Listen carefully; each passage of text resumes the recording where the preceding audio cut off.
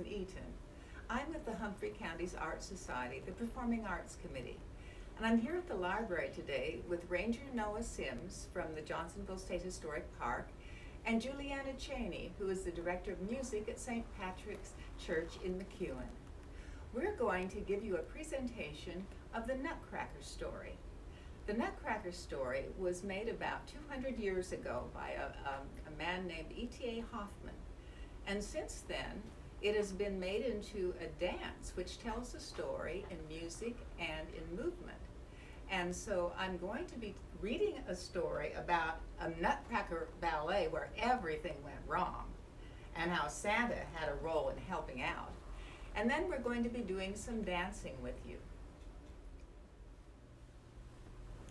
The Nutcracker ballet uses dance and music to tell the story of the Nutcracker rather than words.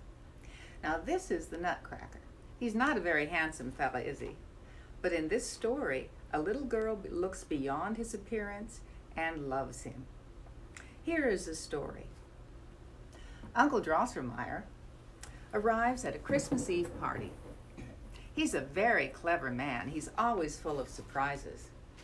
And he gives Clara a nutcracker that she loves.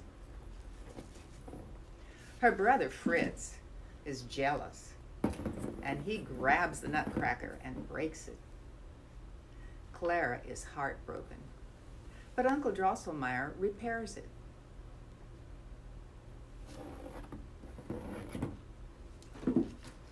After the party, Clara can't sleep because she is worried about her beloved nutcracker. She goes downstairs and falls asleep on the sofa with the nutcracker in her arms. She dreams that as the clock strikes midnight, the Christmas tree grows high above her and the room fills with an army of mice led by a fierce mouse king. The nutcracker and his soldiers battle the mice, but they're losing the battle until Clara throws her slipper at the mouse king and he goes away. The mice all run away, but the nutcracker lies down because she thinks he's wounded, or is he killed? But no, the nutcracker turns into a handsome prince. The prince takes Clara on a magical journey in her dream through the dancing snowflakes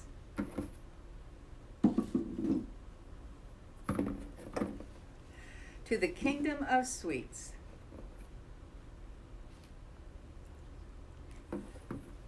They're greeted at the kingdom of sweets by the sugar plum fairy. And the prince tells her about the battle and how Clara saved him. The sugar plum fairy gives a party with dancing chocolates, candy canes, bonbons, and a waltz of the flowers. At the end, the sugar plum fairy herself dances a beautiful duet. Then Clara awakens from her dream and finds herself in her living room by the Christmas tree with her beloved Nutcracker doll in her arms. Do you remember in the story when the Mouse King came and the Nutcracker had a battle? Well, there were soldiers, weren't they? The Nutcracker soldiers battled the Mouse King. So Ranger Noah is going to show us some soldier moves, and Juliana Cheney is going to play part of the music that she's improvised from the March of the Soldiers in the Nutcracker Ballet. 3, 4, 1, 2, 3, 4.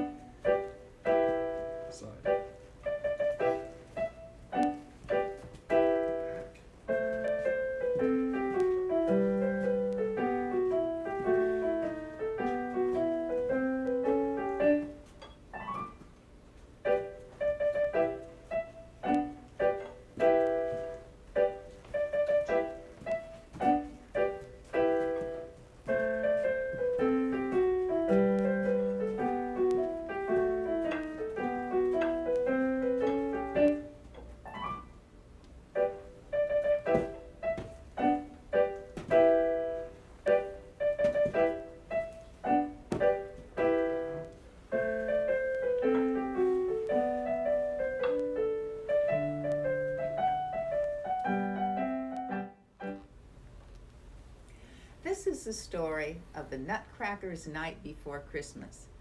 This is a Nutcracker ballet that was put on by a group of people where everything went wrong. This is a delightful book, and you can find it at the Humphreys County's library. 'Twas the night before Christmas, and up in the town, a theater stood high on a hill like a crown. Its stately marquee glittered brightly with light, proclaiming the Nutcracker's opening night.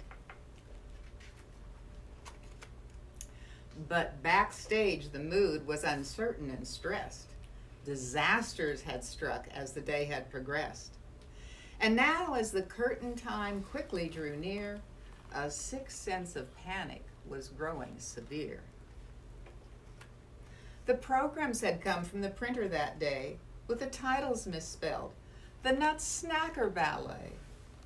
The error was funny and might have amused, if not that those programs couldn't be used.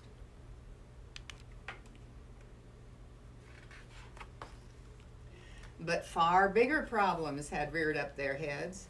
The stagehands got sick and went home to their beds. The spotlights had fallen, the stage was left dim, and Clara spilled grape juice all over the scrim. The grumpy old cat living under the stage had clawed the tulle skirts into shreds in a rage. The snowflakes and flowers were in total despair. They couldn't perform without costumes to wear. The sword for the Mouse King just couldn't be found. The Nutcracker smashed when it dropped to the ground. The tutus had lost all their sequins and gems, and scraps of tulle stitching hung loose from the hems.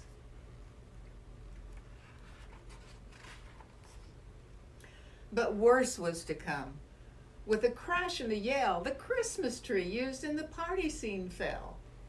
Its ornaments shattered across the stage floor, and none of its lights would light up anymore.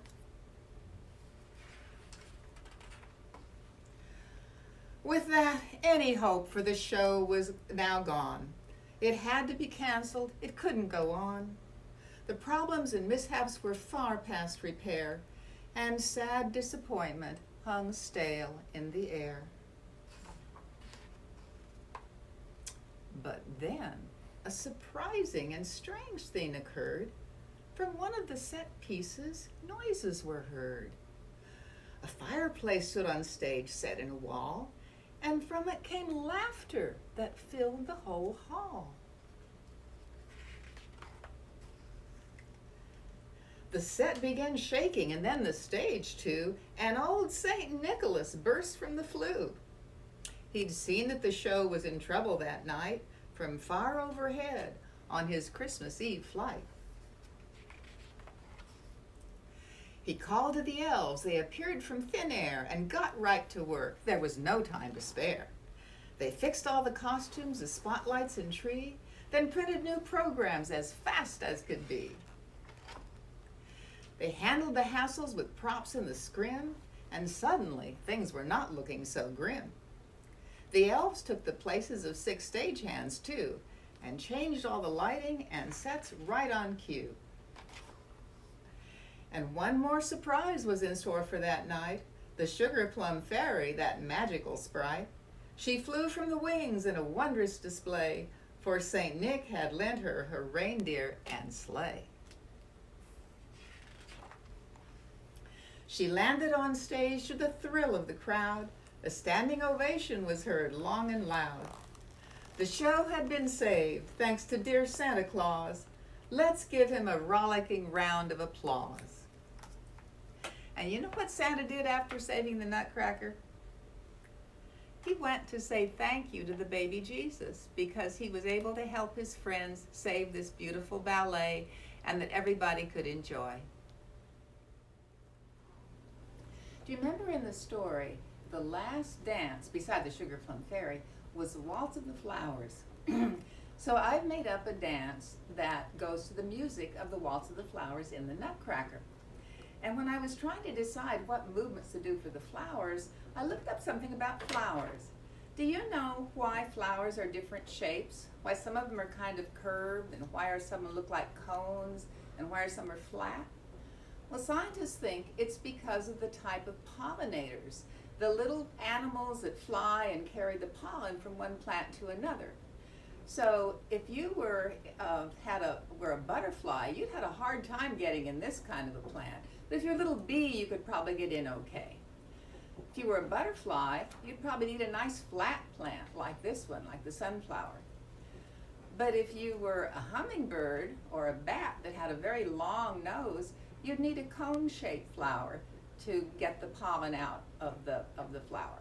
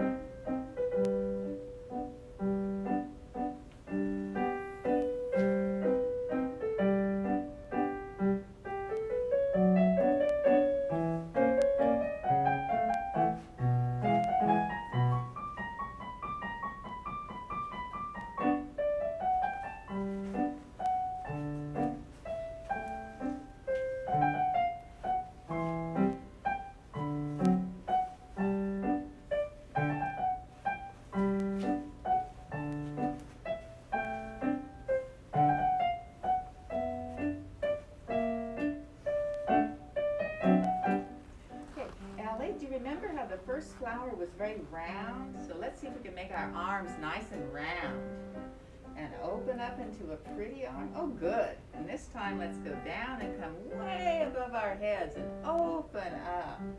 How about a tippy toe turn? Good. And remember, the flower the butterfly liked was nice and flat. So let's do the flat flower. Oh, I like your turn. That's great. And then remember the last one, the lily? That has to be really like a cone. So let's get down and make our cone. Good job. That was wonderful. And then dancers always bow afterwards. Very nice. Excellent, Trixie. Merry Christmas from the Humphreys County Library.